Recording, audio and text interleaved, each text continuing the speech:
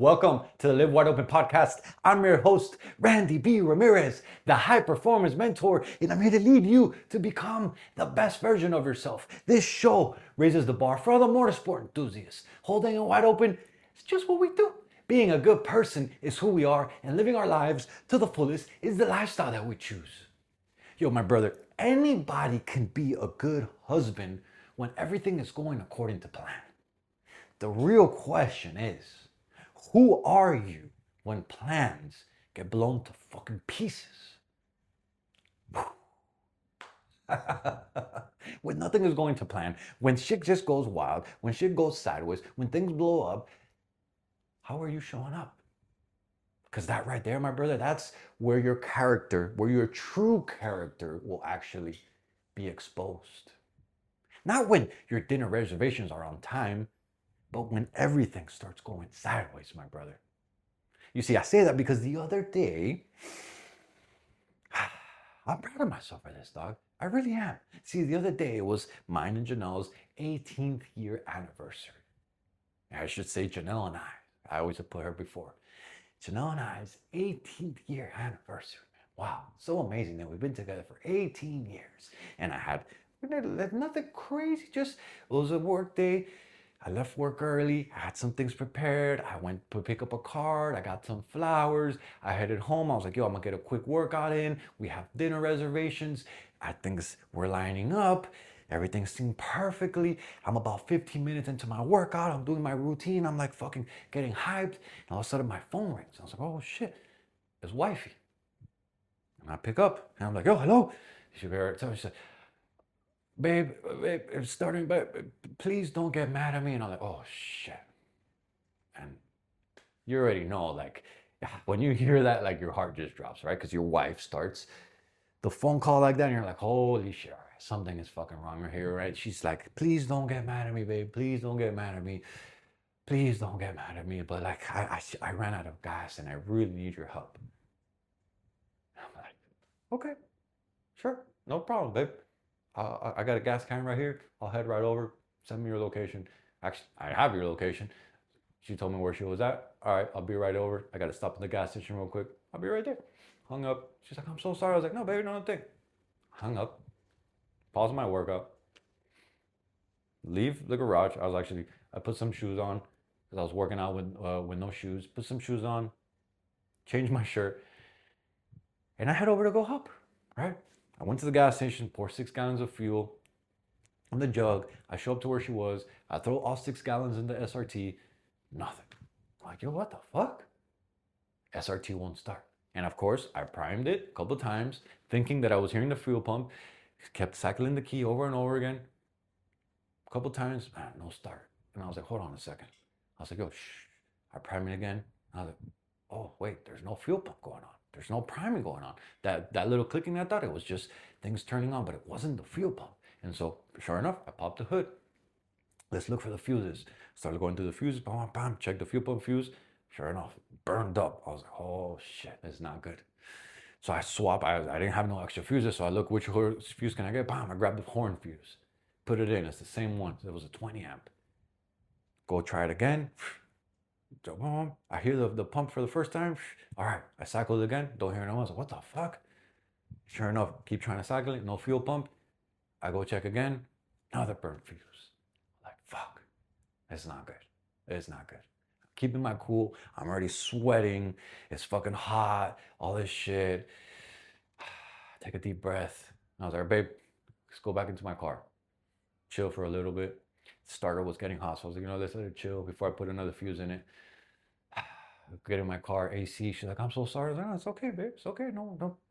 Like, it was all good. I was like surprised. I was like, I'm naturally calm right now in a situation where I normally wouldn't. And so we cooled down. AC's blowing. I was like, all right, let's go back. Let's try it again. So I grabbed another fuse. This time I grabbed a 30 amp fuse. It was from the audio system. I pulled it, bam, put it into the fuel pump. I was like, come on, guys, send a little prayer. I go back. I prime the thing. Hear the pump. Oh, nice. Business. I prime it 5 or 6 times to make sure we got fuel, make fuel and fuel. Bam, I hit the start button. Boom. SRT fires up. But by then, yo, like, we're fucking soaked. She is too. It's hot. We're exhausted. It's the afternoon. The fucking sun is beaming. And dinner reservations, gone out the window. By the time I went over there, got gas, helped with this mission, diagnosed the fuel pump, diagnosed the fuse, burned another one, did the whole mission. Bro, ate up the whole time. Gone. Dinner reservations gone. But here is what stuck with me. It wasn't the truck, dog. It really wasn't. It wasn't the missed dinner. It wasn't like that I was able to figure it out because I was like, fuck, now it's the fuel pump, all this stuff. But it was that I was able to reframe and just tack the situation at hand and resolve it. What really impressed me is what stuck with me. It was me. It was how I reacted, how I didn't react, I should say, because years ago, and I'm proud to say this, but I will say it because most of us men have gone through this situation. Maybe you're in a similar situation right now. Years ago, the old me would have made the situation miserable, would have made the situation absolutely worse than it needed to be. Not because she needed help, but because I would have let my emotions take over. I would have been all pissed. How the fuck can you do this? You're so irresponsible. Don't you look at the gas? Oh, blah, blah, blah, blah. All the excuses, with an attitude. Wouldn't it make the situation any better? But brother, that man is no longer who I'm willing to be. And that man is no longer who's showed up that day. And I'm not saying I'm perfect. I'm not saying I've completely got rid of my emotional unimbalance. We all have it. We all have our days, but I'm getting better. And in that day, that moment, I realized that the growth had happened. And so I'm so proud of myself. I really am. It's such a small moment in such a situation where it was our anniversary, dinner reservations, all the stuff. She ran out of gas. I could have blown up. She killed my workout. But instead, I went and I handled the situation. I was there for her like a true king. Like, you don't know how much better the situation was because I didn't blow up. And that right there is true leadership, dog. You see, leadership is revealed under pressure, dog. Pressure, it doesn't create your character. Pressure, what it does is that it reveals your character.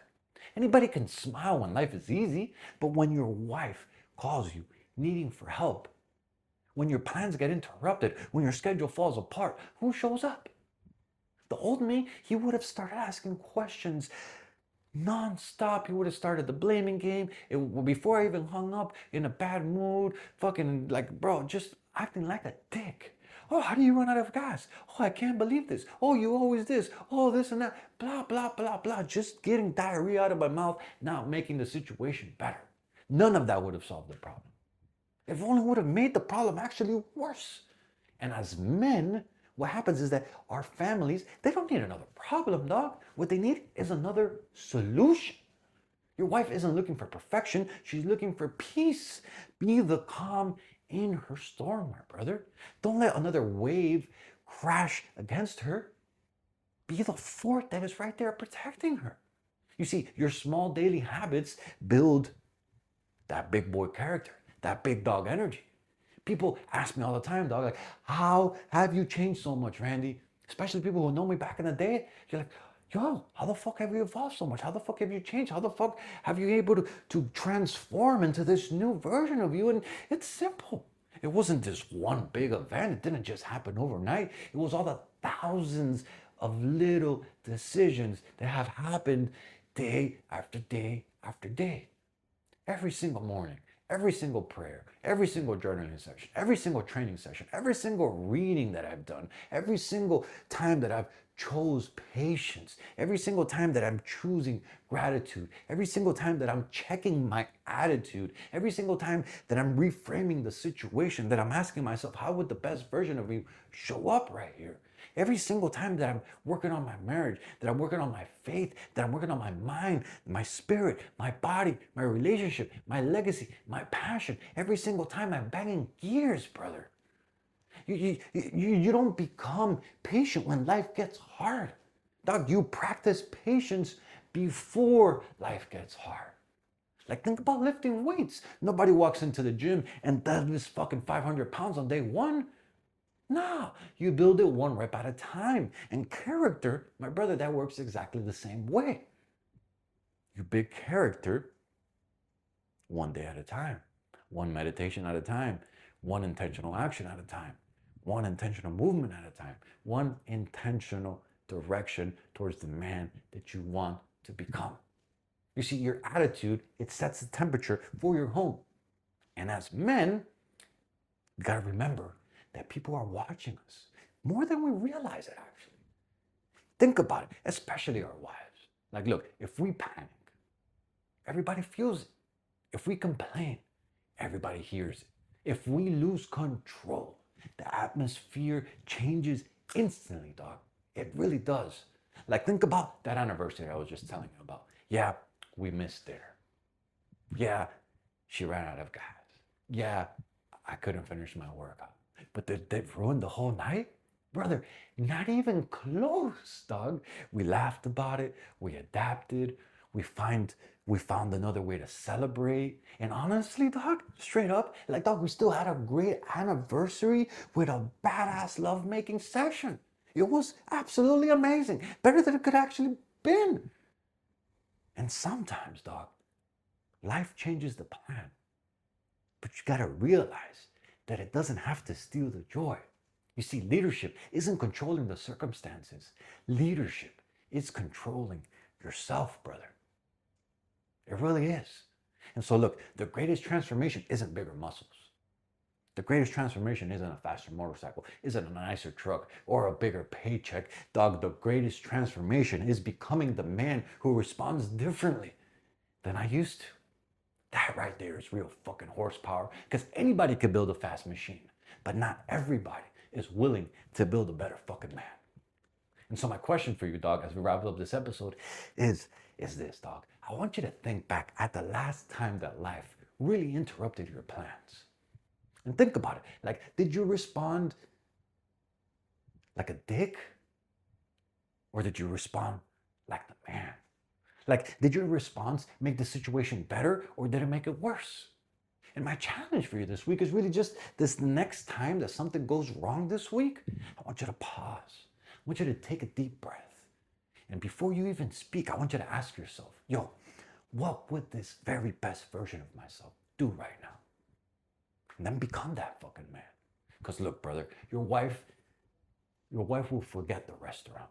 Your wife will forget the inconvenience. Your wife might even forget the broken truck. But I promise you, dog, that she's never gonna forget how you made her feel. Become the man who brings the peace into the chaos. Bang the fucking gears every single day, my brother. The mind, the spirit, the body, the relationship, the legacy, the passion.